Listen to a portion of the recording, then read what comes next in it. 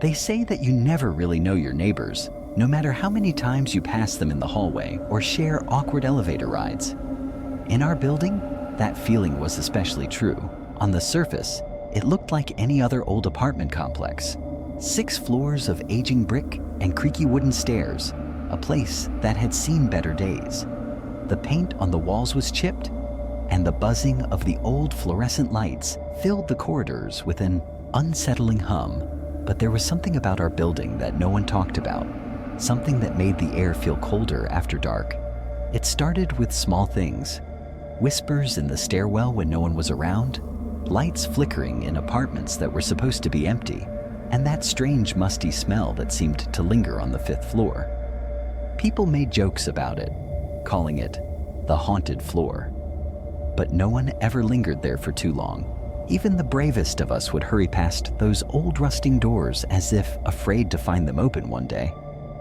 But it wasn't until I met the new tenant on the 5th floor that things took a darker turn. Her name was Elena, and she moved in during one of those heavy, rain-soaked evenings when the sky seemed to press down on the city. She was quiet, kept to herself, but there was something about her that unsettled me. Maybe it was the way she always seemed to be listening, as if expecting to hear something no one else could. Or maybe it was the way she never quite met anyone's eyes. One night, around midnight, I heard a knock on my door. 3 slow, deliberate taps. I opened it to find Elena standing there, her face pale, her eyes wide with a fear that made my own chest tighten. "Did you hear it?" she whispered, her voice barely audible over the hum of the hallway light. "It's coming from the walls." I frowned, trying to make sense of what she was saying. "What do you mean, the walls?"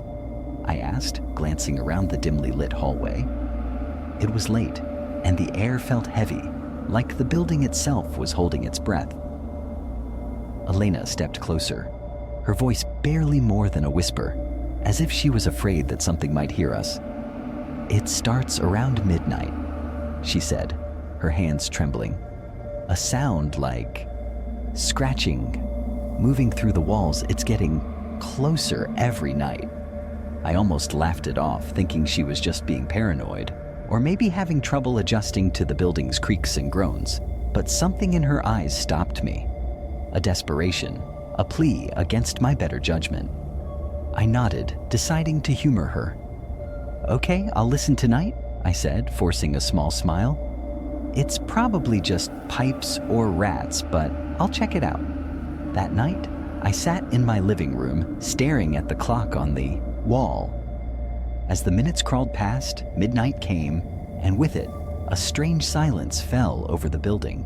It was the kind of silence that pressed against your ears, making every little sound feel too loud. And then, I heard it. A faint scratching, like nails dragging along plaster. At first, I thought it was just my imagination, but the sound grew louder, moving from one end of the apartment to the other, as if something was crawling through the walls. Amberfung held my breath, straining to hear. The scratching moved past my bedroom, down the hallway, and then it stopped. I jumped as my phone buzzed, a message from Elena. "Do you hear it?" My hands shook as I typed back, "Yeah, what is it?" Her reply came almost instantly, and it chilled me to the bone. "It's looking for a way in." A shiver ran down my spine as I reread Elena's message, my mind racing to make sense of what was happening. Looking for a way in. It sounded ridiculous, like something out of a bad horror movie, but the fear in Elena's voice and the strange scratching noises made it impossible to brush off. I got up from the couch and walked slowly towards the front door, pressing my ear against the cold surface, hoping the sound had stopped, but it hadn't. The scratching seemed to be right behind the wall, slow and deliberate, like whatever was making. It was testing the boundaries, searching for a weak spot. I backed away, my breath quickening, and then I heard something else. A faint whisper, almost too quiet to catch.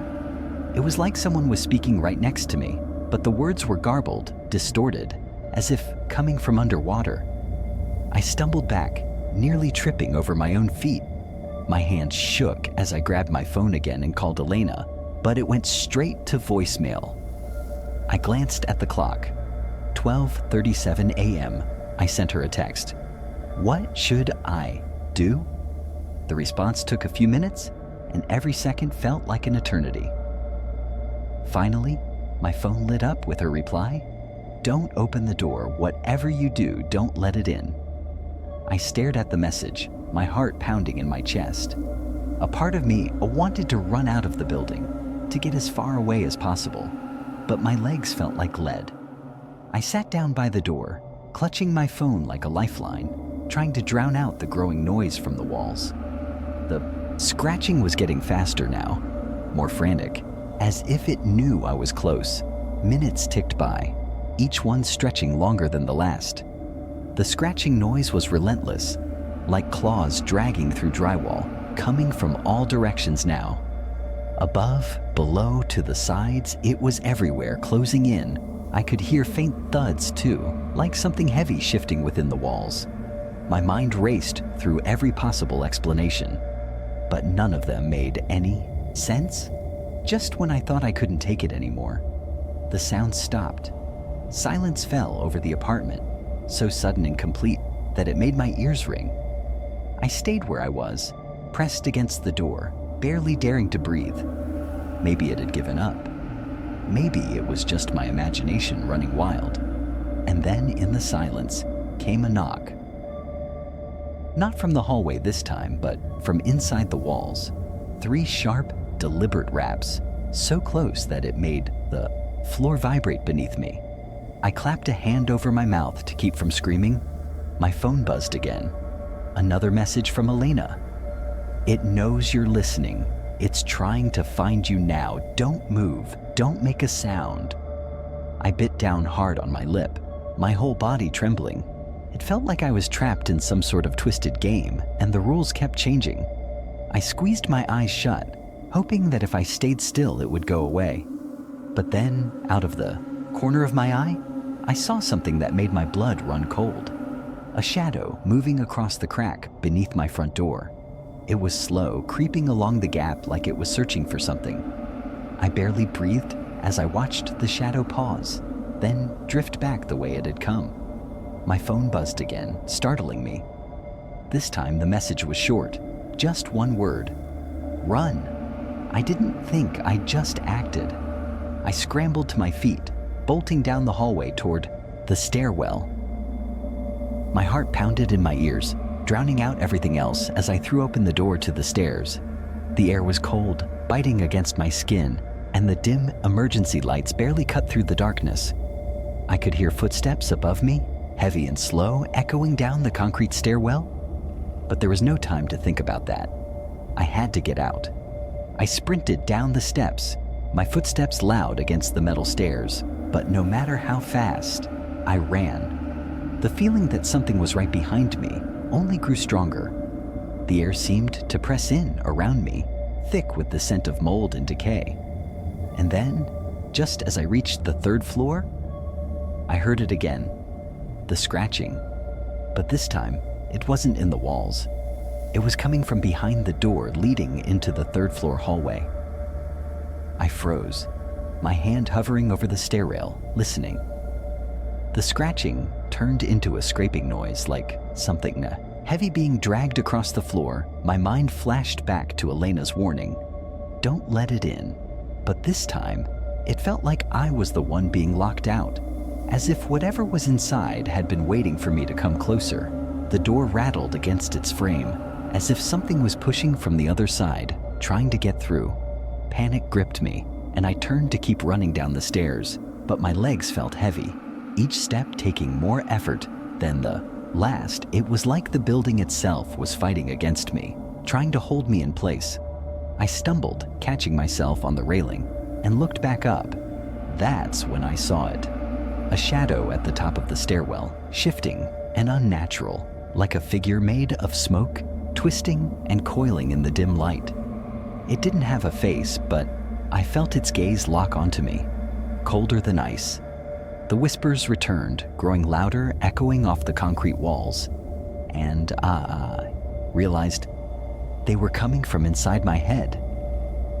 I stumbled backward, my head spinning, as the whispers swirled through my mind, a chaotic mess of words that I couldn't quite understand. I clutched the railing, forcing myself to focus, to block out the noise, but the shadow at the top of the stairs began to move, gliding down each step with a slow, deliberate pace, its form shifting and bending like smoke caught in a draft. I forced my legs to move again, practically throwing myself down the remaining flights of stairs. My breath came out in ragged gasps, and my vision blurred from the tears stinging my eyes. My only thought was to reach the lobby, to make it out the front door and into the safety of the streetlights outside. I could hear the scraping noise again, echoing down the stairwell, but I didn't dare look back. I finally reached the ground floor and burst through the door into the lobby. The air was stale and cold, the old chandeliers casting long shadows across the floor. The front door was just ahead, barely visible in the dim light. Relief flooded me as I sprinted towards it, reaching for the handle, my fingers brushing against the cold metal. And then a voice stopped me, dead in my tracks. It wasn't Elena's voice, or even the distorted whispers I'd been hearing. It was deeper, like the rumble of a distant storm, and it came from right behind. Me, you can't leave, not yet? I spun around, pressing my back against the door, and what I saw made my blood run cold. The lobby was empty, but there in the middle of the room stood Elena, her eyes wide and hollow, as if she was looking right through me. Her mouth moved, forming words I couldn't hear, but the voice kept rumbling through the air, filling the room with a low, vibrating hum. I wanted to scream, to run, but my body wouldn't listen. It was like I was rooted to the spot, trapped in a nightmare I couldn't wake up from. The lights above flickered, and for just a moment, the shadow from the stairwell appeared behind Elena, its form wrapping around her like smoke, twisting her features into something wrong, something that wasn't human.